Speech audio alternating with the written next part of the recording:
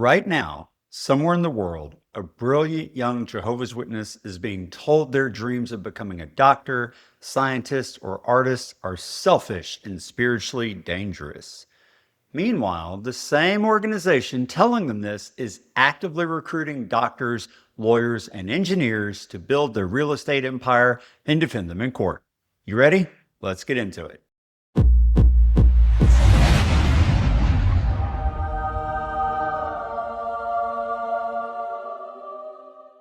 Hey everybody, welcome back to the channel. When I was growing up in the truth, we had this saying that got repeated so often it became like background music. The best career is the full-time ministry. You remember that? I must have heard that phrase 1,000 times from the platform and the publications from well-meaning brothers and sisters who genuinely believed they were helping guide young people toward the best possible life. But looking back now, after 4 decades of living that life before finally waking up, I can see the devastating cost of that so-called guidance. Not just for me, but for countless talented, brilliant people whose contributions to the world were systematically discouraged, diminished, or outright destroyed by an organization that claims to have humanity's best interests at heart. Let me take you on a journey through what Watchtower really teaches about education and careers, how it plays out in real lives, and why it matters more than you might think. Now, while I do touch on the Bible a bit in this discussion, it is not strictly a faith-based video. For my faith-based content that does not focus on Watchtower Jehovah's Witnesses, see the link in the video description. Here's the thing about Watchtower's stance on higher education and careers. They've become masters at doublespeak. Officially, they'll tell you it's a personal decision and a matter of conscience. Sounds reasonable, right? But anyone who's actually lived in the organization knows that's about as honest as saying you have a choice about going to meetings. Sure, you have a choice if you don't mind being viewed as spiritually weak, losing privileges, losing your friends, being avoided, and having every elder and pioneer in the congregation suddenly develop a deep concern for your spiritual welfare. The June 15, 2012 Watchtower put it this way, quote, "No doubt school counselors sincerely believe that it is in your best interest to pursue higher education and to plan for a secular career. Yet their confidence lies in a social and financial system that has no lasting future." End quote. Now let's unpack that for a second. School counselors, people trained in child development, career planning, and education, are dismissed as sincere but misguided. Why? Because they believe in a system that has no lasting future, so saith Watchtower. And this has been the Watchtower's line since they predicted the world would end in 1914, and then 1925, and then 1975, then before the generation of 1914 passed away. And now we've got those overlapping generations, which is theological gymnastics that would make even the most flexible mental contortionists wince. But here's where it gets really insidious. While telling young people that the world system has no future, Watchtower has been busy building massive new facilities, investing in real estate, and creating a media empire that requires, wait for it, highly educated professionals. That Warwick headquarters of theirs, you can't build that with window washers and pioneers. You need architects, engineers, lawyers, IT specialists, all professionals that require the very education they discourage. Now, let me tell you about some real people whose lives were impacted by these teachings. There's Zachary Linderer, whose story was featured on NPR. This kid was, quote, obsessed with science, end quote, and wanted to study physics or oceanography. But when his parents found out about his college plans, his own father told him he knew people who were into science, and it dragged them right out of the organization, right out of the truth. When word got back to his family about his ambitions, Zachary recalls, quote, "My dad and uncles made fun of me. It really squashed my hopes. I knew I wasn't going to get their support, And without their support, it was really obvious to me at the time that I wasn't going to be able to do it on my own, end quote. With only a few credits left before high school graduation, Linderer dropped out. He had no prospects of education beyond high school, so getting the diploma seemed pointless. He struggled to find work and eventually became an electrician, while that longing to study science haunted him. Then there's Amber McGee, also from that same NPR report. She grew up wanting to be a nurse, but with no support from her parents and very little education, she didn't feel it was possible. Quote, I was taught very, very young to stop dreaming, to not have dreams, that you'll never be a famous person or a doctor or a nurse. It's not possible, end quote. And what about Larry Lee, whose testimony appears on forjehovah.org? He sacrificed a college education to serve the Jehovah's Witness religion and struggled in life as a result. The quality of his life was destroyed by the religion in which he was born and raised. Then there's Mike Shimwell, whose story is particularly striking. He was his high school salutatorian, making just one B during his entire career. He was in advanced courses, and his guidance counselors urged him to go to college to be an engineer. At one point, a boss even offered him the chance to run his own store, which would have helped him to attend college. But he turned it all down. Quote, I turned it all down so that I could knock on doors for 90 hours a month because I had been programmed to do that since I was a kid, end quote. After 30 years of pioneering while working multiple part-time jobs, he and his wife found themselves owing over $50,000 in back taxes to the IRS because they couldn't make enough to make a living and still meet the demands of the religion.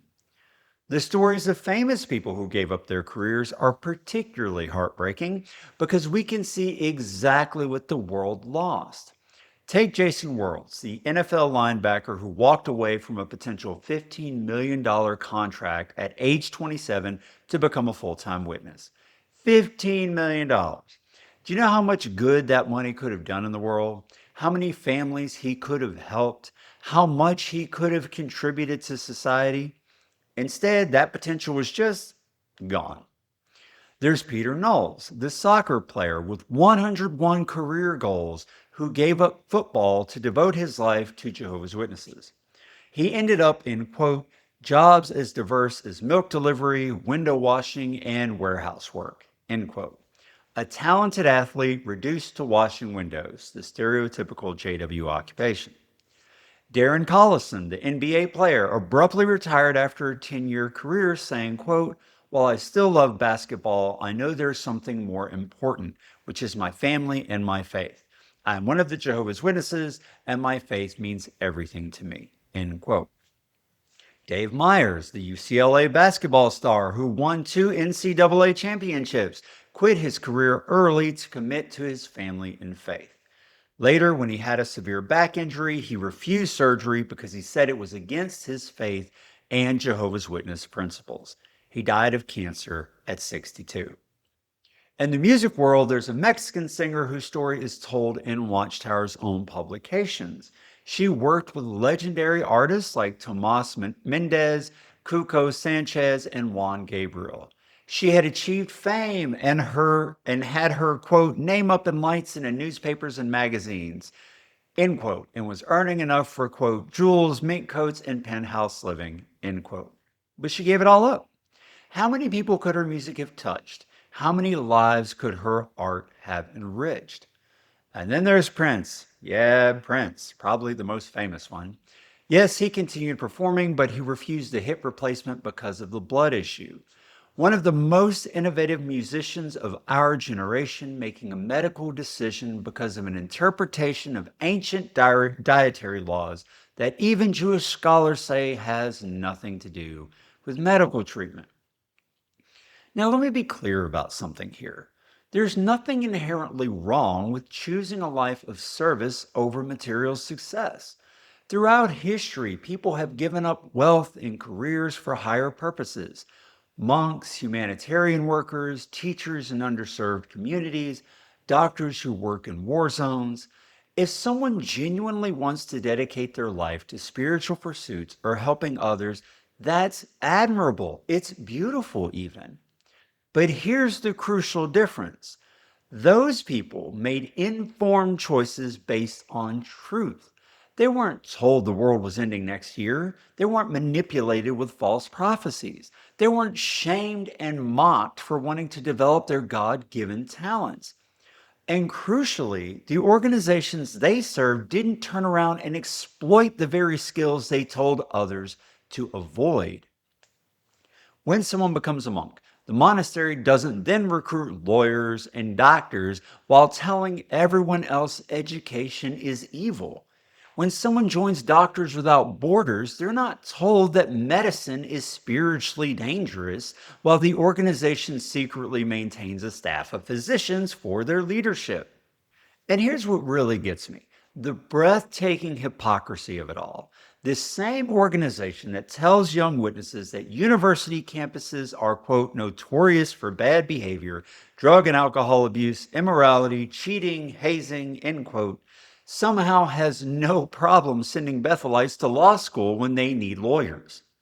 Vincent Toole, an attorney that represented Watchtower in the Australian Royal Commission of 2015, had his legal degree paid for by Watchtower while he was living in the Australian Bethel branch. Philip Brumley, the longtime general counsel for Jehovah's Witnesses, also had his degree paid for by Watchtower.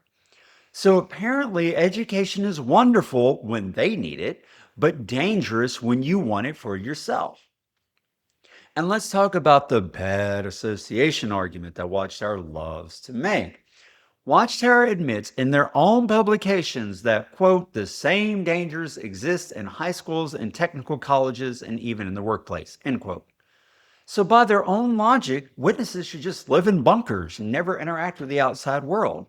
Though, honestly, if witnesses could still donate to Watchtower and watch JW broadcasting while living in bunkers, Watchtower would probably love that.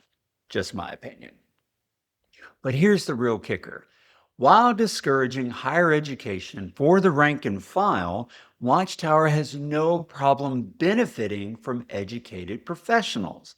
When they need medical treatment at Bethel, do they call the brother who cleans windows? When they need to defend themselves in court against child abuse lawsuits, and boy, do they need that a lot, do they use pioneers with high school diplomas? When they built their new media center at Warwick, did they staff it with people who learned video production from Awake articles? Obviously not. They used doctors, lawyers, engineers, media professionals, people who got the very education they discourage. It's like a vegetarian organization that tells members meat is poison while the leadership enjoys steak dinners. The loss to science is particularly tragic. In their own literature, Watchtower has warned that people who are into science get dragged right out of the organization. I heard that my whole life. And think about that. Science, the systematic study of God's creation, if you believe in God, is presented as spiritually dangerous. The pursuit of understanding the natural world is seen as a threat to faith. What kind of God would create a universe full of wonders and then punish people for wanting to understand it? How many potential researchers have we lost? There are stories and academic studies about Jehovah's Witness youth who showed promise in science but were discouraged. One qualitative study on educational identity formation among Jehovah's Witnesses found that EXJWs expressed, quote, deep regret about being held back from fully engaging in academics, from pursuing their interests in a subject, or dropping out of school, end quote. And then there's the ultimate betrayal. Special pioneers who gave their entire lives to the organization, discouraged from education, from careers, even from saving money, suddenly being told their services are no longer needed. There was a letter from a German special pioneer who served for 30 years. The organization told him they were restructuring and his position was eliminated. Their advice, quote, In view of the valuable experience you have gained in your ministry, we hope your circumstances will allow you to engage in regular pioneering. End quote. 30 years of service, no education, no work experience, no savings. And the response is essentially, good luck. Hope you can keep pioneering somehow. Here's something Watchtower never addresses honestly. Poverty is not spiritual. There's nothing noble about choosing to be poor. The Bible they claim to follow says the worker deserves his wages and warns that anyone who doesn't provide for their family is worse than an unbeliever. Research confirms this. The U.S. Religious Landscape Survey by Pew Forum identified Jehovah's Witnesses as having the second lowest level of postgraduate educated members and the lowest level of families earning over $100,000.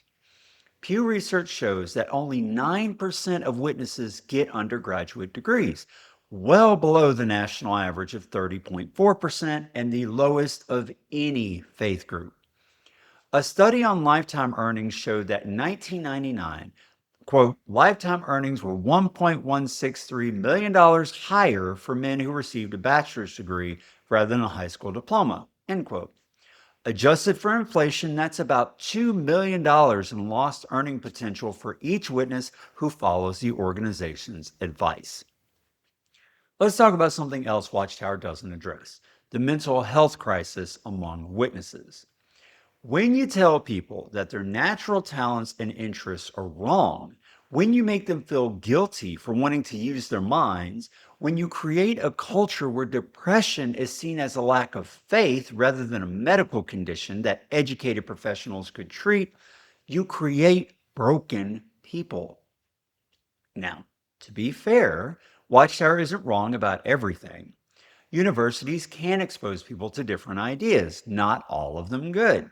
Higher education does tend to correlate with lower religious participation. Some people do lose their faith when they learn critical thinking skills. But here's the thing.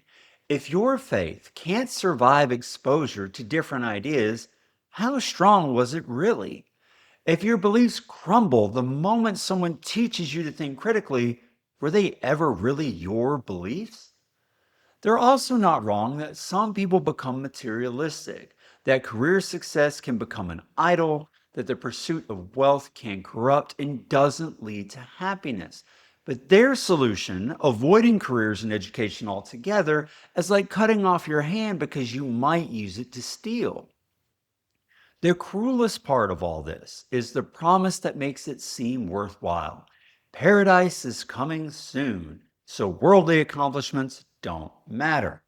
In 1969, Watchtower stated, quote, "This world has very little time left. Any future this world offers is no future," end quote. That was over 50 years ago. Meanwhile, the governing body members telling young people not to pursue careers are living comfortably with all their needs met, health care provided, traveling the world, and yes, benefiting from the professional services of educated witnesses when they need them. When an organization systematically discourages education and career development, it's not just harming individuals, so it certainly does that. It's robbing society of contributions. Every person like Zachary Linderer, who could have been a scientist, every Amber McGee, who could have been a nurse, every Mike Shimwell, who could have been an engineer, they represent not just personal tragedies, but losses for all of us. Think about the Olympic athletes mentioned. Dave Myers with his UCLA championships, Peter Knowles with his soccer career. Think about the musicians who never composed, the doctors who never healed, the teachers who never taught, the scientists who never and will never discover. If you're watching this and you're still in, especially if you're young, please know, wanting an education isn't wrong. Having career ambitions isn't materialistic. Using your mind isn't dangerous. Developing your talents isn't selfish. The world needs doctors and teachers and scientists and artists and engineers and yes, even lawyers. These careers aren't worldly, they're human. They're about contributing, creating, solving problems, and making life better for yourself, yeah, but also for everyone.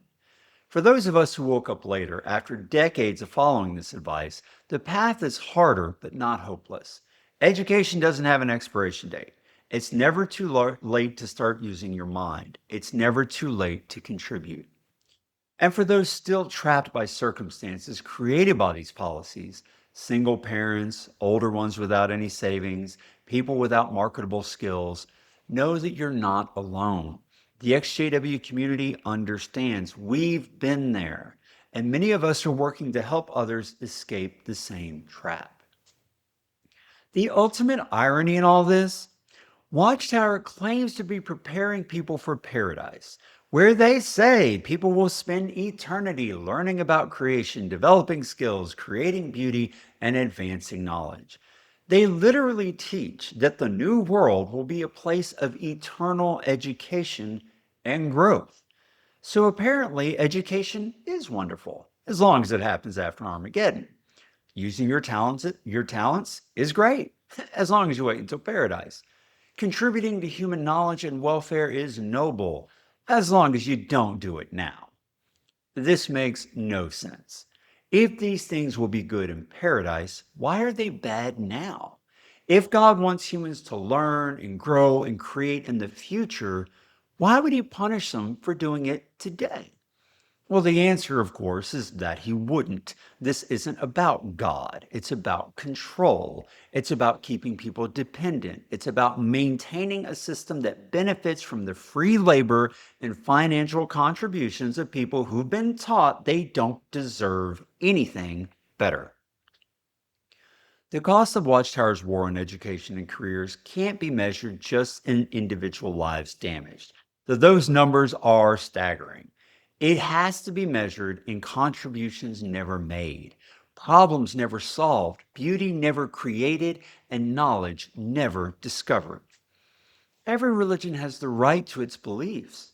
But when those beliefs systematically discourage human flourishing, when they trap people in poverty and dependence, when they waste human potential on a massive scale, that's not spirituality, that's tragedy.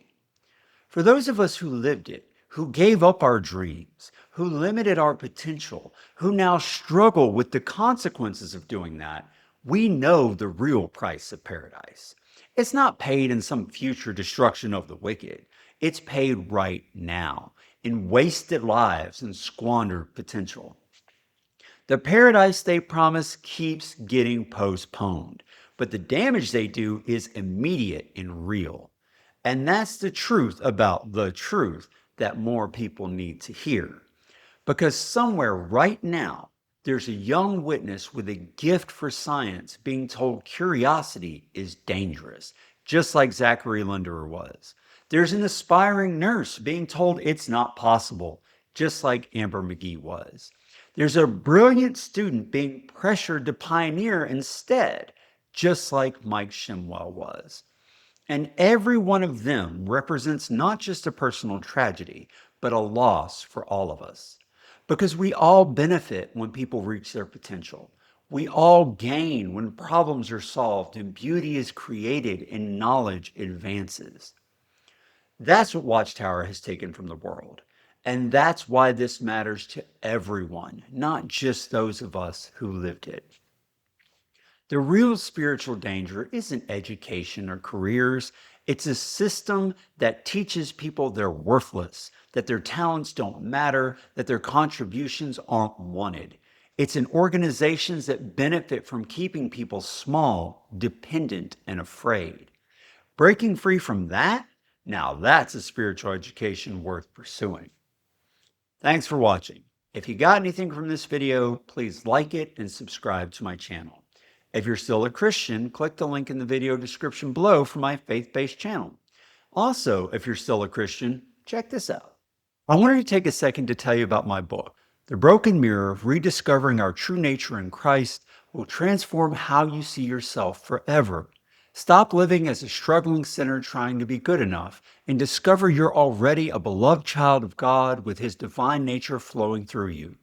This book will free you from shame, give you unshakable identity, and show you how to access God's peace, wisdom, and strength from within.